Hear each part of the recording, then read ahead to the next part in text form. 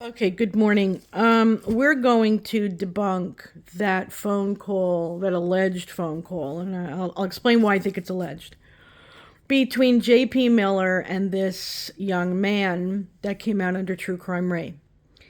Now, why do I think it's alleged? Why do I think it's phony? Okay, I just want to point out some things before I play the bullet points and then explain to you why I think these bullet points are important. This young man's mother works for the sheriff's department. Now, anybody that either knows law enforcement or is in law enforcement, or maybe your family's in law enforcement, knows that they're like family with each other. So this young man knows that he's not only got the protection of his mother, he's got the protection of all her brothers and sisters of that sheriff's department. And that kind of gives you a bravery, okay? Now that's one. Number two, he's 20-something years old. He's in his early 20s. I've got two sons. If one of my sons would have been dating, didn't even matter if it was an older woman, a woman who they knew, obviously he knew her from the church, and he knew JP. And he's interested in her. She's a beautiful girl. Nice girl, kind girl, and finds out that she's being abused and mistreated by her husband. Okay? Do you think he's going to be that submissive on the phone to J.P. Miller? See, I understand that some people are afraid of him because he manipulates them, he intimidates them. But the son of somebody who works at the sheriff's department, I ain't buying it. I'm not buying it. Now, why wasn't this call put out a month ago? Why wasn't this call put out 2 months ago? Where has it been? Where has this magical recording come from? Well, let me tell you why I think that this recording was created. Now, first, let's go over the bullet points of what these things, why are these bullet points important? And I'm going to show you why. So he starts off the call with saying that the person, JP, the person who saw them got a picture. That's his PI. So we have a picture now. Remember that. JP Miller is a narrative builder against his enemies. This is part of the counterattack that cults do against their enemies. Okay? They build a narrative to put a false light on their enemy for their own self-interest. This is what we're building at. This is what we're working our way to. So bear with me. He asks the young man, "Did you touch her chest? And she touched you where?" That's adultery. We're not even separated. She's a married woman. And the kid says, "I ask for forgiveness." Let me stop there. Again, this is some kid in his early 20s. He's got the highest testosterone you could ever have at that point. He has obviously either sexual or romantic interest in Micah, maybe both, and obviously knows that she's being mistreated by JP. Okay? And he's going to ask for forgiveness? I don't know about you, but my sons wouldn't. My sons would have ripped him apart. Pastor and no pastor. This kid was raised around law enforcement, has a mother who obviously is independent to some degree. Going back to the narrative building. So the kid says, "No, we were just holding hands. We didn't even mention you. We kind of kissed again, So JP says, "Well, my guy, the PI, said she grabbed your crotch." And the kid goes, "No, swear to God, no." And JP says, "I really did believe you were going to take over the church." Then he says, this one blows me away, "If Micah were to do this to her own first husband, then she would do it to me too." Narrative building. He says, "JP, I feel like God would want you," the young man, "to text her and say you committed adultery." The call ends with, "I love you, man." BS. There's no way that conversation it was either coerced, most likely, or we don't even know if this is the young man. Because remember, his mom works for the sheriff's department. Shortly after all this happened, March 11th, the mother had sent a cease and desist letter to JP about mentioning anything about her son. And now all of a sudden this recording comes out of nowhere in 3 months when he's losing the ability to control the narrative. No matter what he does, it's debunked. So let's throw this out. It's like he's throwing anything he can at the wall to see what will stick. This one didn't stick, brother. And I'm going to tell you why. In South Carolina, they allow divorces based on both fault and no fault. Now, what's under fault? Adultery, habitual drunkenness, physical cruelty, and abandonment. No fault, you must live apart for at least 1 year. Now, adultery, of course, being fault-based. In South Carolina, adultery can affect how a judge divides marital property and can also impact alimony. This is according to the Dell Family Law and DivorceNet. Now, going into it even further, ElliottFrazierLaw.com says the burden of proof for South Carolina. Of course, burden of proof is not going to be you got sheets with DNA on it. Yeah, that's a little bit too much. So the burden of proof, you have to show motive, right? And so this would include, you ready? Texts, emails, and pictures. The adulterer can also end up paying for both parties' legal fees. And it can be considered adultery even if it's done during the time of separation.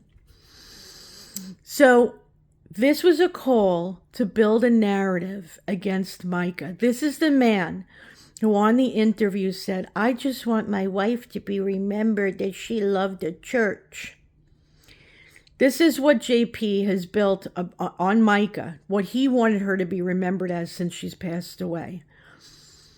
She's mentally ill. She's mentally ill. She's mentally ill. She needed medicine. She needed medicine. She needed medicine. She's mentally ill. She's mentally ill. She needs medicine. She needs medicine. She's mentally ill. And now it's, she grabbed this kid's crotch. She committed adultery. If she could do this to her first husband, she could do this to me and she could do this to you kind of attitude. This is a man who's grieving over his wife? Really?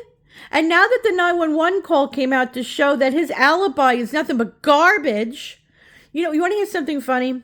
There's this receipt floating around. It's about $650 from Olive Garden.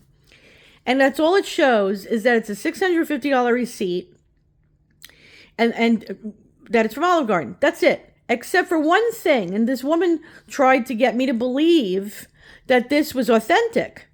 Let's say it is. It was dated April 27th.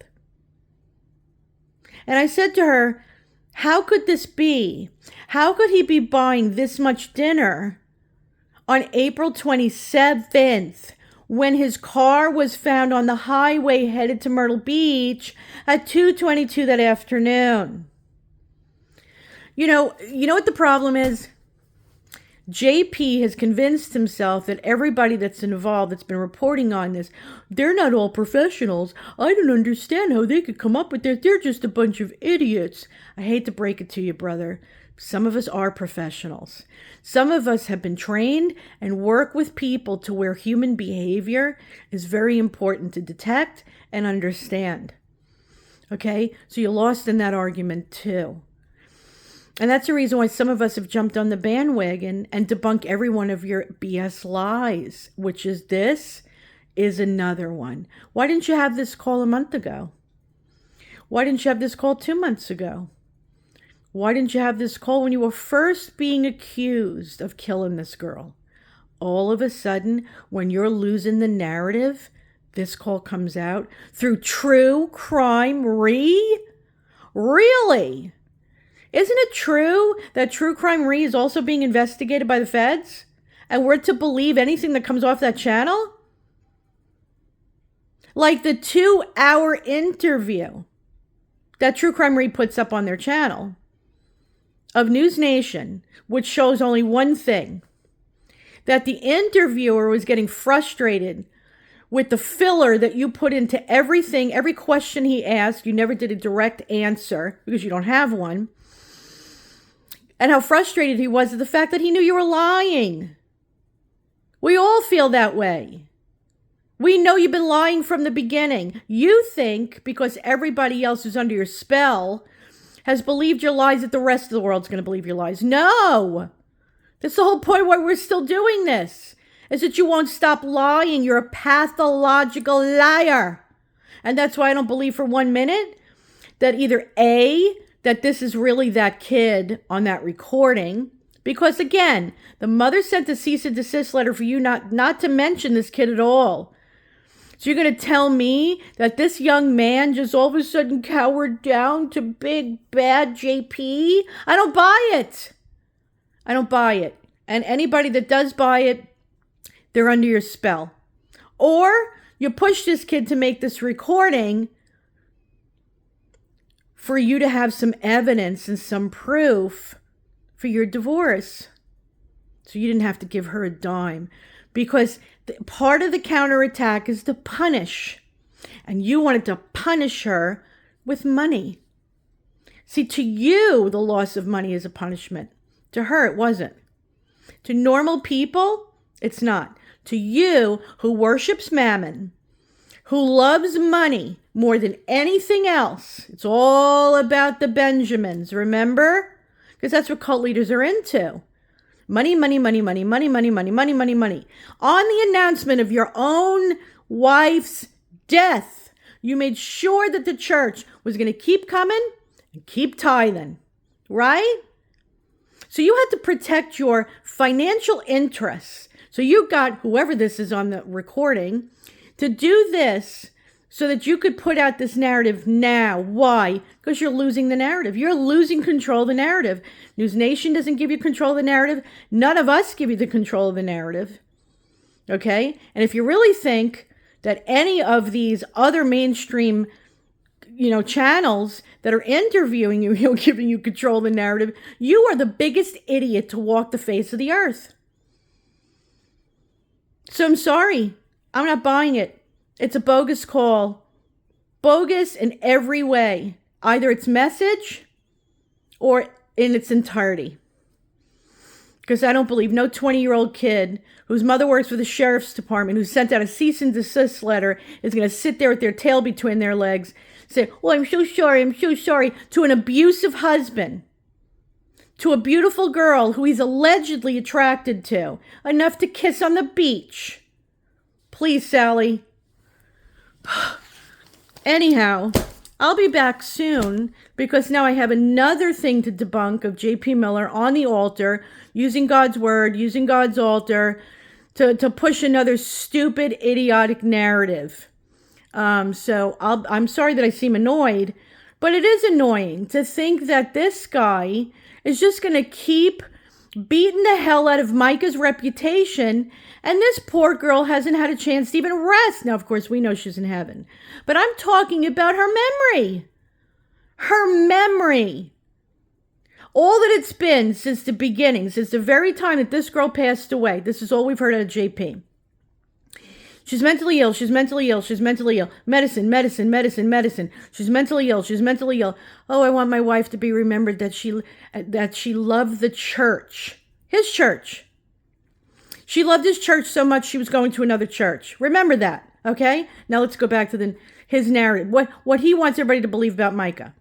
Medicine, medicine, medicine, medicine, medicine, medicine, medicine. She's mentally ill. She's mentally ill. She's mentally ill. She's mentally ill. Now, we'll add on top of that as icing on the cake of lies, she's committing adultery.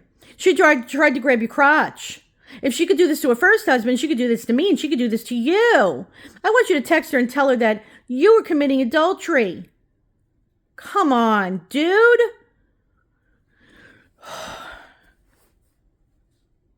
Thank you for being patient with me and letting me vent. I will be back soon with something even more about J.P. Miller and his lies and the cult leader BS that he pulls on his flying monkeys. And until then, God bless.